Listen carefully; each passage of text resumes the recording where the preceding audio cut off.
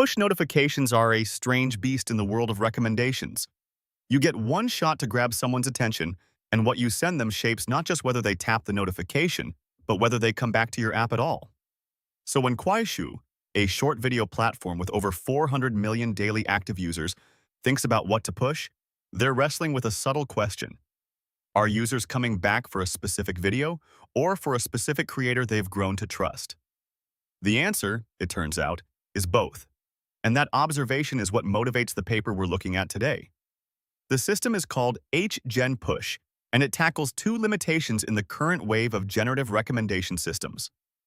To set the stage, let me quickly explain how generative recommenders work. Instead of the classic pipeline where you retrieve candidates, then rank them, then re-rank them, generative approaches take a page from language models.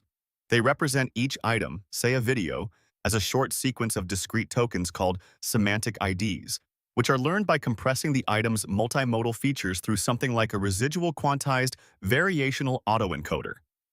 Then a transformer, trained on user behavior sequences, literally generates the tokens of the next item the user might want, one token at a time, autoregressively. Papers like Tiger and OneRec have shown this works remarkably well. But two problems remain. First, existing systems generate only one type of thing, usually videos. They don't have a natural way to say, here's a video you might like, and here's an author you'd want to follow, within the same unified model. Second, that autoregressive generation, where you predict token 1, then feed it back in to predict token 2, then feed both back to predict token 3, is slow. In a production push notification system where latency and throughput matter enormously, this is a real bottleneck. HGenPush addresses both problems with three interlocking modules. The first is a hybrid user behavior understanding module. Rather than just looking at what users clicked on in push notifications, they fuse together 5 signals: long-term feed viewing history, short-term recent activity, the sequence of past push clicks, the sequence of past pushes that were sent regardless of click, and static features like age and gender. Each video in these sequences is represented by its semantic IDs plus side features like author identifier, topic tag, and playtime, all projected into a common embedding space. They stack these together and feed them through a decoder-only transformer with causal self-attention, RMS norm, and SWIGLU feed-forward layers, essentially a small language model architecture. Crucially, they append 2 special classification tokens at the end of the sequence, one for the video branch and one for the author branch. These tokens act like sponges, absorbing the whole context and becoming the interest representation that downstream generation conditions on. Now here's where the paper's cleverest idea comes in, and it's worth slowing down for. Autoregressive generation is slow because each token depends on the previous ones through a full forward pass of the transformer decoder. The naive fix is what they call parallel MTP, or multi-token prediction, where you just predict all the semantic ID tokens independently in one shot. That's fast, but it destroys the dependencies between tokens and performance craters. DeepSeek's approach adds a small hierarchical transformer to preserve dependencies, which recovers quality but sacrifices speed. HGenPush's answer is Chained-MTP. Think of it like this. Instead of asking the model to have a full conversation with itself to build up context for each new token, they give it a stable anchor, the user interest representation, and then add to that anchor a simple cumulative sum of the embeddings of the tokens already predicted.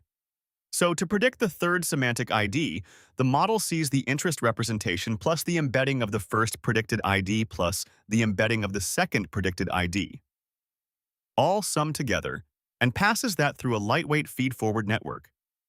It's like navigating by keeping your eye on a fixed landmark and just noting which turns you've taken so far, rather than reconstructing your entire journey from scratch at every step. This preserves semantic dependencies without the cost of running a full transformer pass per token. The second major idea is heterogeneous generation. The video branch uses semantic IDs derived from multimodal video content generated via Chained-MTP conditioned on the video interest token. The author branch is more subtle. They observe that content-based author features alone can't distinguish between two similar creators when a user trusts one and not the other, because trust lives in behavior, not content. So they learn author embeddings by contrastive alignment.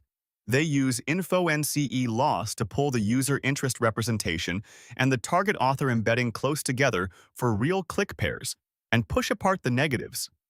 Then they discretize these behavior-aligned author embeddings into semantic IDs using residual k-means clustering with the SymVQ trick to prevent codebook collapse. The generation target for the author branch isn't just the author's semantic IDs, but a mixed sequence. The author's semantic IDs followed by the first-level semantic ID of the specific video from that author. This way, the model recommends not just a trusted author, but a specific video from that author the user is likely to enjoy. The third module handles a persistent problem in recommendation. Clicks are noisy signals. People click on clickbait, then bounce. So HGenPush adds a reinforcement learning stage they call user consumption preference alignment. After a user clicks a push, they observe the session that follows. Each video watched during that session gets a handcrafted reward: positive scores for valid plays, likes, follows, shares, big positive for entering the profile, and steep negative scores for short plays, dislikes, and reports. They then apply a reinforcement learning algorithm they call GSISPO, which combines ideas from GSPO and CSPO. The key design decisions are that they compute important sampling weights at the sequence level rather than per token, because a semantic ID sequence represents one indivisible video and fragmenting it makes no sense. And they clip the importance weights but preserve gradient signals for rare high-value behaviors so the model doesn't ignore niche but valuable content. The results are meaningful. Offline, on the video recommendation task, HGenPush hits a hit rate at 100 of 0.3915, beating Tiger at 0.3802 and SASREC at 0.3093. On the throughput comparison of multi-token prediction methods, Chained-MTP delivers 1.7K queries per second per device, roughly 34% higher throughput than DeepSeek MTP at 1.27K, while matching its accuracy closely. Online A/B tests at Kuaishou show a 0.181% lift in daily active users, a 1.577% lift in click-through rate, and small but real gains in app usage duration.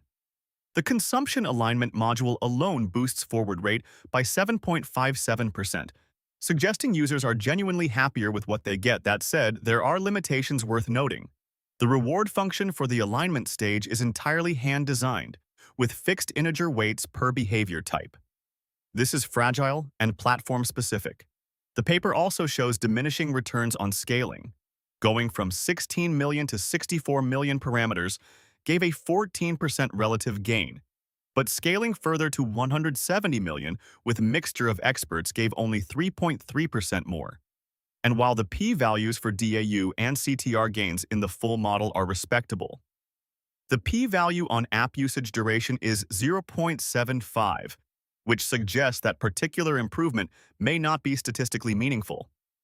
The author recommendation branch also depends critically on having enough clicks per author to learn stable behavior-aligned embeddings, which likely fails for tail creators.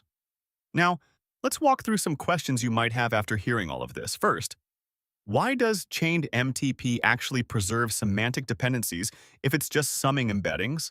Isn't that a weaker model than a transformer? It is weaker in expressive power, but the trick is that the model doesn't need to reason deeply about the relationships between semantic ID levels. The residual quantization structure already gives you a natural hierarchy where each level refines the previous one. The user interest representation provides the semantic anchor, and the cumulative embeddings just tell the current step which course-defined choices have already been made. It's enough conditioning to disambiguate without needing full attention. Second, why do they need a separate author branch at all, instead of just recommending videos and letting popular authors emerge naturally? Because a video-only model optimizes for individual video click probability, which biases toward viral one-off content.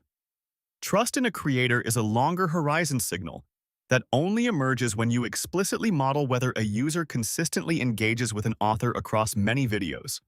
By training author embeddings through contrastive alignment with user representations from click behavior, they capture something the video representation alone can't see, namely that this specific user has a durable affinity for this specific creator, regardless of any single video's content.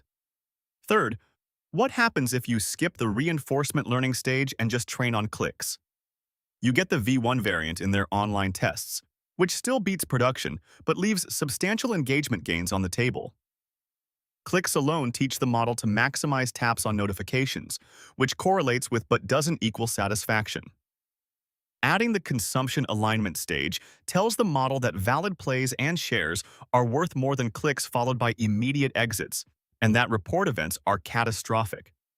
The model shifts its generation distribution toward content that survives the full user journey, not just the first tap.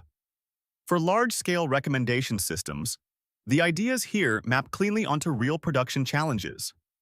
The Chained-MTP mechanism is directly relevant to anyone serving generative retrieval at scale. It lets you cut generation latency roughly in proportion to the number of semantic ID levels, which for platforms doing tens of thousands of queries per second is the difference between a viable deployment and one that never leaves the lab. The bypassing of pre-ranking, where generative candidates go straight to the ranker, is also worth studying because it changes the economics of the funnel entirely. Perhaps more strategically, the heterogeneous generation pattern generalizes far beyond videos and authors. In e-commerce, you have products and sellers. In news, you have articles and outlets. In music, you have tracks and artists. Any platform where trust in a source is a meaningful signal alongside interest in individual items could adopt the dual-branch pattern with behavior-aligned source embeddings. And the reinforcement learning stage, using post-click session behavior as verifiable reward, is a template for solving the clickbait problem that plagues most engagement-optimized systems. If your ranking model is trained on clicks, your generative retriever should probably be aligned on downstream satisfaction, and this paper gives a concrete recipe for doing that at production scale.